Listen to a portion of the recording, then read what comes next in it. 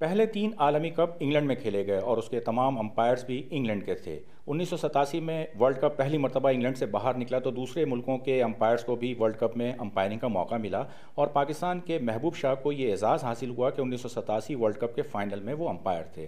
محبوب شاہ صاحب اس وقت ہمارے ساتھ موجود ہیں۔ شاہ صاحب، بہت شکریہ کہ آپ BBC کے ساتھ یہاں اس وقت موجود ہیں۔ کیا یادیں ہیں اس عالمی کپ کی 1987 میں؟ کولکتہ کا ایڈن گارڈنز، آپ اور رام بابو گپتا بھارت کے جو امپائر تھے، تو کچھ بتائیں گے اس بارے میں؟ اصل میں اپوائنٹمنٹ سے پہلے تک تو خیال ہی نہیں تھا کہ ہم اس میں فائنل میں اپوائنٹ ہو سکتے ہیں، لیکن وہ 1 یا 2 دن پہلے اس کا اعلان ہوا، اس سے پہلے پتہ نہیں تھا۔ تو اس کے لیے اتنا ایکسائٹمنٹ تھا ذاتی طور پہ کہ جیسے ہی مجھے اپوائنٹمنٹ کا پتہ چلا تو میں ایڈن گارڈن میں جا کے بیٹھ ہی گیا ایکلیمیٹائز کرنے کے لیے۔ تو وہاں پہ کوئی جانتا پہچانتا تو تھا نہیں، گراؤنڈ کے اندر ہی جانا مشکل ہو گیا، پھر گراؤنڈ میں چلے گئے تو پچ تک جانا مشکل ہو گیا۔ بہرحال کسی طرح رسائی ہو گئی، لیکن ایکسائٹمنٹ کا یہ حال تھا کہ میں میچ سے 2 دن پہلے تک وہیں پہ صبح سے شام تک وہیں رہتا تھا۔ شاہ صاحب، کس طرح رہا وہ میچ؟ کیا آپ سمجھتے ہیں؟ کیونکہ بڑا ایکسائٹنگ فائنل تھا، 7 رن سے آسٹریلیا کی ٹیم جیتی، اور پھر کولکتہ کا جو ایڈن گارڈنز ہے اس میں تماشائیوں کی بھی ایک ایسی تعداد کہ امپائرز عام طور پر جو ہے وہ مشکل محسوس کرتے ہیں، اتنا کراؤڈ، ان کا شور۔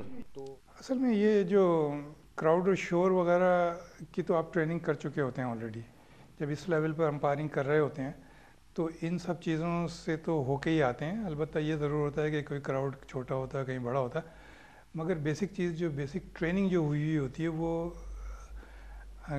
کنسنٹریشن کو، اٹینشن کو فوکس کرنے کا ایک اسکل ہے جو آپ ڈیولپ کر لیتے ہیں۔ جب آپ اس کو ڈیولپ کرنے تک پرفیکٹ کر لیتے ہیں تو پھر یہ کراؤڈ جو ہے وہ اتنا اثر انداز نہیں ہوتا ہے، یا باہر کی آوازیں آتی ضرور ہیں لیکن اس سے پرٹرب نہیں ہوتے ہیں۔ اچھا، 1996 میں جو ورلڈ کپ دوبارہ سب کانٹیننٹ میں ہوا، اس میں بھی فائنل میں آپ 3rd امپائر تھے، تو کچھ اس کی یادیں؟ اس میں بھی ایکسائٹمنٹ تو بہت ہی زیادہ تھا، یعنی اس میں تو جنرل ایکسائٹمنٹ تھا نا۔ پاکستان میں پہلی دفعہ ایک فائنل ہو رہا تھا اور اس میں اتفاق سے پاکستان نہیں تھا، لیکن وہ ایونٹ تو بڑا تھا، اس کی وجہ سے وہ بہت ہی ایکسائٹمنٹ تھا۔ باہر کے لوگ بڑے آئے ہوئے تھے، بڑی گہما گہمی تھی، اور جس طریقے سے سری لنکا نے جیتا وہ بھی ایک یادگار تھا۔ اچھا شاہ صاحب، پاکستان کی سرزمین پر جو پہلا ون ڈے میچ کھیلا گیا اکتوبر 1976 میں پاکستان اور نیوزی لینڈ کے درمیان سیالکوٹ میں، اس میچ میں بھی آپ امپائر تھے اور یہ اعزاز بھی آپ کو حاصل ہوا۔ اتفاق کی بات یہ کہ وہ ہمارے یہاں ون ڈے کا رواج بھی نہیں تھا یہاں پہ، اس لیول کا ایک دم انٹرنیشنل لیول کا میچ ہو گیا، تو پہلا تجربہ تھا، پہلا ہی وہ تھا، اور پہلی دفعہ پتہ چلا کہ یہ بھی ایک کھیل کا ورژن ہے جو بہت زیادہ ایکسائٹنگ ہے عام ٹیسٹ کرکٹ کے مقابلے میں۔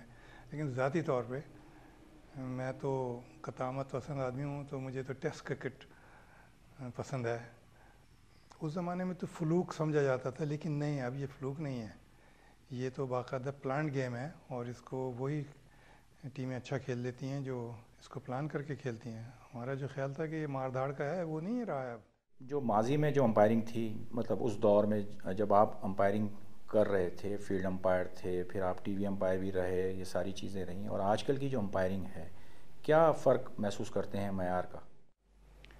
میرا خیال ہے معیار میں تو کوئی 19-20 ہی فرق پڑا ہوگا، مجھے نہیں معلوم دیتا کہ کوئی، لیکن یہ بات ہو گیا ہے کہ ٹیکنالوجی کے استعمال سے غلط ڈیسیجنز کم ہو گئے ہیں، کیونکہ کئی چیزیں آپ نے ٹی وی امپائرس کو دے دی ہیں جو وہاں سے ڈیسیجن دے دیتے ہیں، تو وہ غلطیاں ایلیمینیٹ ہو جاتی ہیں۔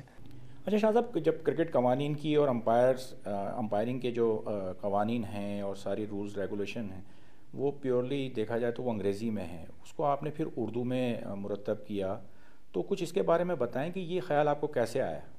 ہاں، وہ ایسے آیا کہ اس بات کا تو مجھے پتہ تھا کہ ہمارے جو امپائرس ہیں وہ انگریزی میں کمزور ہیں۔ یہ نہیں میں کہہ رہا کہ وہ پڑھے لکھے نہیں ہیں، سب پڑھے لکھے ہیں، لیکن انگریزی اتنی اچھی نہیں تھی کہ انگریزی ٹیکسٹ پڑھ کے لاء کا اس کو انٹرپریٹ کر سکیں، اور 1980 کوڈ میں نے پہلے ٹرانسلیٹ کیا، وہ کافی مقبول ہوا ہے جو اس کے بعد میں نے 2000 کا کوڈ کیا، پھر 2003 کا کیا، ابھی میں 2004 کا میں نے کر لیا. تو اس سے یہ ہوا کہ اردو اتنی ورسٹائل لینگویج ہے ایکچولی کہ اس کو بولنے اور سمجھنے والے ساری دنیا میں ہیں، اور امپائرنگ کے کرکٹ کے شعبے سے بہت وابستہ ہیں. آپ دیکھیں ساری دنیا میں جہاں کرکٹ کھیلی جاتی ہے وہاں پہ آپ کو اردو ہندی بولنے والے ضرور نظر آتے ہیں. تو امپائرنگ زیادہ تر وہی لوگ کر رہے ہیں دوسرے ملکوں میں جو انڈیا پاکستان سے گئے ہوئے ہیں وہاں پہ، اور وہ ان کے لیے لینگویج کی یہی پرابلم تھی کہ انگریزی پرابلم تھی. تو میں نے یہ ٹرانسلیشن کرنے کے بعد کچھ سہولت پیدا کی ہے، اور میرا خیال ہے وہ کافی مقبول ہے. شاہ صاحب بہت شکریہ BBC کے ساتھ بات کرنے کا، بہت نوازش.